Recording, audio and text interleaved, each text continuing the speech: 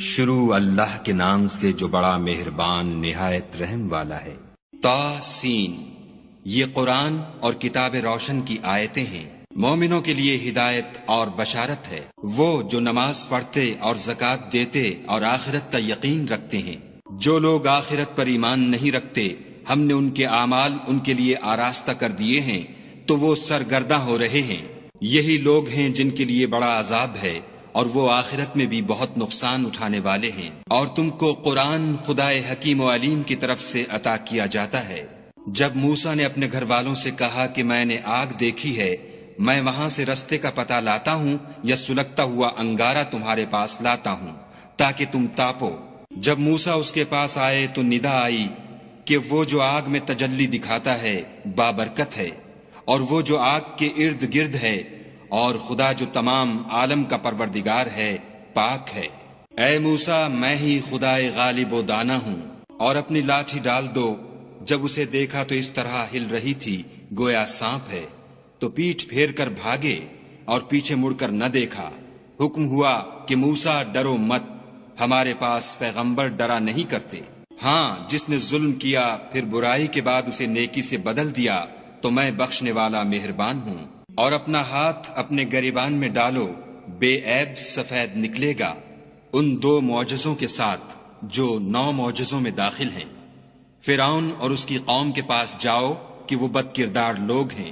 جب ان کے پاس ہماری روشن نشانیاں پہنچیں، کہنے لگے یہ صریح جادو ہے، اور بے انصافی اور غرور سے ان سے انکار کیا، لیکن ان کے دل ان کو مان چکے تھے۔ سو دیکھ لو کہ فساد کرنے والوں کا انجام کیسا ہوا۔ اور ہم نے داؤد اور سلیمان کو علم بخشا، اور انہوں نے کہا کہ خدا کا شکر ہے جس نے ہمیں اپنے بہت سے مومن بندوں پر فضیلت دی۔ اور سلیمان داؤد کے قائم مقام ہوئے اور کہنے لگے کہ لوگوں، ہمیں خدا کی طرف سے جانوروں کی بولی سکھائی گئی ہے اور ہر چیز عنایت فرمائی گئی ہے، بے شک یہ اس کا صریح فضل ہے۔ اور سلیمان کے لیے جنوں اور انسانوں اور پرندوں کے لشکر جمع کیے گئے، اور وہ قسم وار کیے گئے تھے، یہاں تک کہ جب چیونٹیوں کے میدان میں پہنچے تو ایک چیونٹی نے کہا کہ چیونٹیوں اپنے اپنے بلوں میں داخل ہو جاؤ، ایسا نہ ہو کہ سلیمان اور اس کے لشکر تم کو کچل ڈالیں اور ان کو خبر بھی نہ ہو۔ تو وہ اس کی بات سے ہنس پڑے اور کہنے لگے کہ اے پروردگار، مجھے توفیق عنایت کر کہ جو احسان تو نے مجھ پر اور میرے ماں باپ پر کیے ہیں ان کا شکر کروں، اور ایسے نیک کام کروں کہ تو ان سے خوش ہو جائے، اور مجھے اپنی رحمت سے اپنے نیک بندوں میں داخل فرما۔ اور جب انہوں نے جانوروں کا جائزہ لیا تو کہنے لگے کیا سبب ہے کہ ہدہد نظر نہیں آتا؟ کیا کہیں غائب ہو گیا ہے؟ میں اسے سخت سزا دوں گا یا ذبح کر ڈالوں گا، یا میرے سامنے اپنی بے قصوری کی دلیل صریح پیش کرے۔ ابھی تھوڑی ہی دیر ہوئی تھی کہ ہدہد موجود ہوا اور کہنے لگا کہ مجھے ایک ایسی چیز معلوم ہوئی ہے جس کی آپ کو خبر نہیں، اور میں آپ کے پاس شہر سبا سے ایک یقینی خبر لے کر آیا ہوں۔ میں نے ایک عورت دیکھی کہ ان لوگوں پر بادشاہت کرتی ہے اور ہر چیز اسے میسر ہے، اور اس کا ایک بڑا تخت ہے۔ میں نے دیکھا کہ وہ اور اس کی قوم خدا کو چھوڑ کر آفتاب کو سجدہ کرتے ہیں، اور شیطان نے ان کے اعمال انہیں آراستہ کر دکھائے ہیں اور ان کو رستے سے روک رکھا ہے، بس وہ رستے پر نہیں آتے اور نہیں سمجھتے کہ خدا کو جو آسمانوں اور زمین میں چھپی چیزوں کو ظاہر کر دیتا اور تمہارے پوشیدہ اور ظاہر اعمال کو جانتا ہے، کیوں سجدہ نہ کریں۔ خدا کے سوا کوئی عبادت کے لائق نہیں، وہی عرش عظیم کا مالک ہے۔ سلیمان نے کہا اچھا، ہم دیکھیں گے تو نے سچ کہا ہے یا تو جھوٹا ہے۔ یہ میرا خط لے جا اور اسے ان کی طرف ڈال دے، پھر ان کے پاس سے پھر آ اور دیکھ کہ وہ کیا جواب دیتے ہیں۔ ملکہ نے کہا کہ دربار والوں، میری طرف ایک نامہ گرامی ڈالا گیا ہے، وہ سلیمان کی طرف سے ہے، اور مضمون یہ ہے کہ شروع خدا کا نام لے کر جو بڑا مہربان نہایت رحم والا ہے۔ بعد اس کے یہ کہ مجھ سے سرکشی نہ کرو اور مطیع و منقاد ہو کر میرے پاس چلے آؤ۔ خط سنا کر کہنے لگی کہ اے اہل دربار، میرے اس معاملے میں مجھے مشورہ دو، جب تک تم حاضر نہ ہو اور صلاح نہ دو میں کسی کام کو فیصل کرنے والی نہیں۔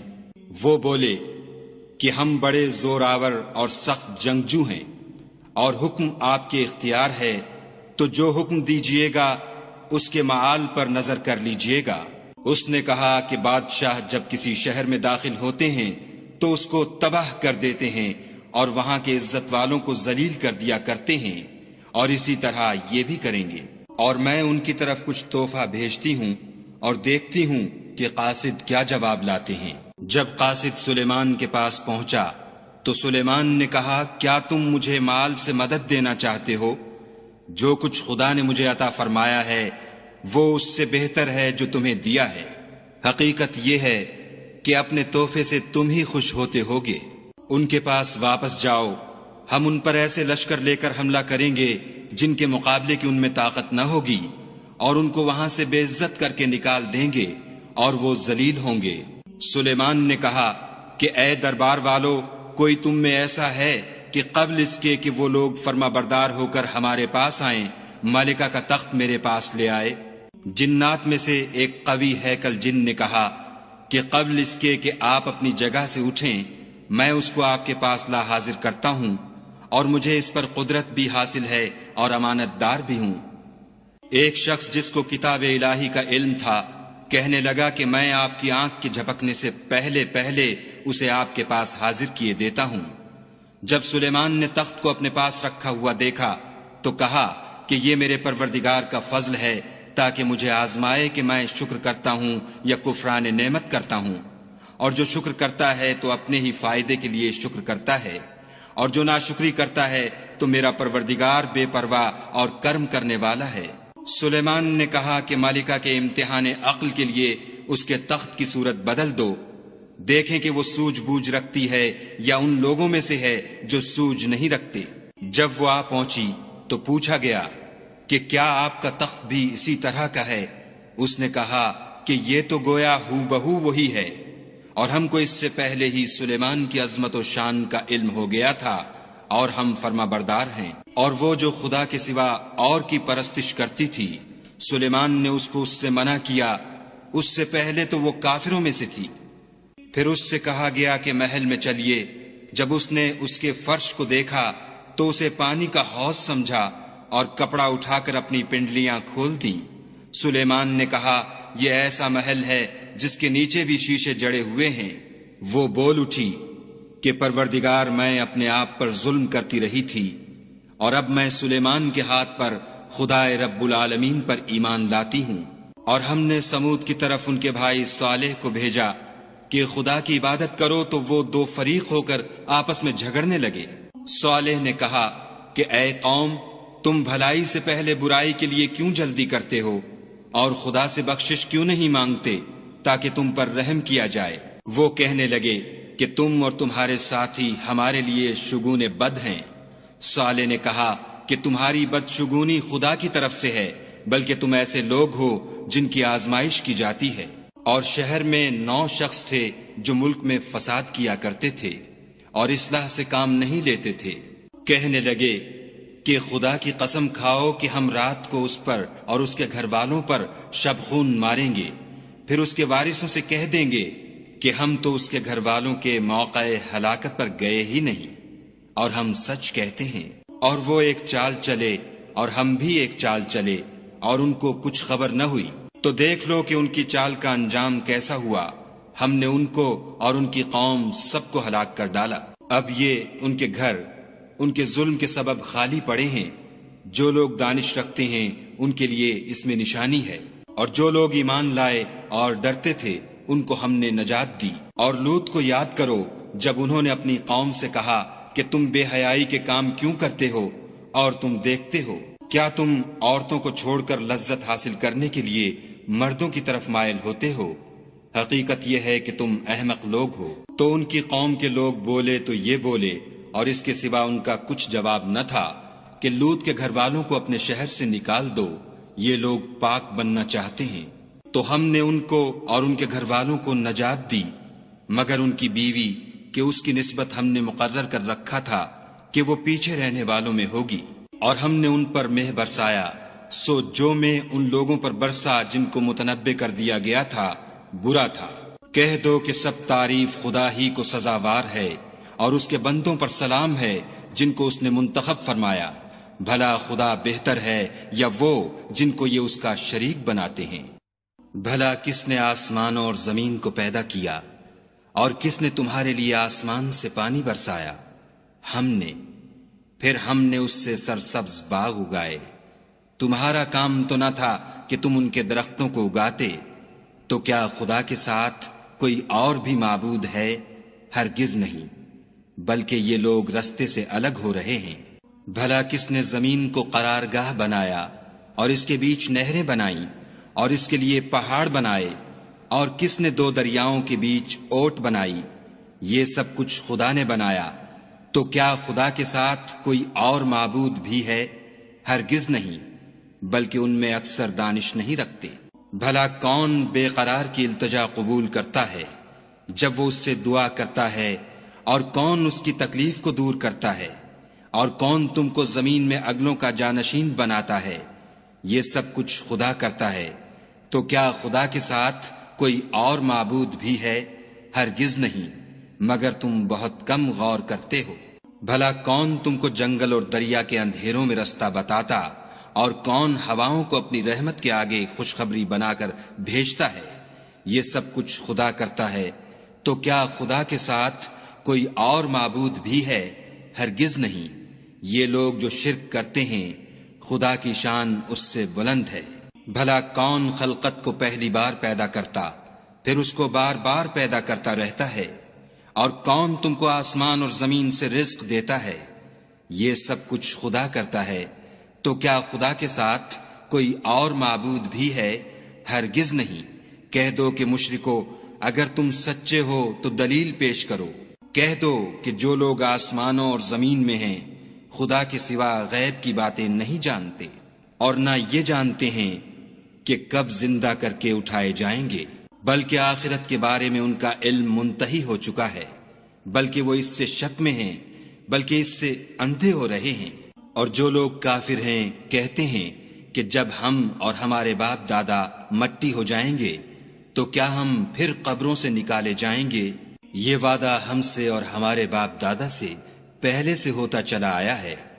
کہاں کا اٹھنا اور کیسی قیامت، یہ تو صرف پہلے لوگوں کی کہانیاں ہیں۔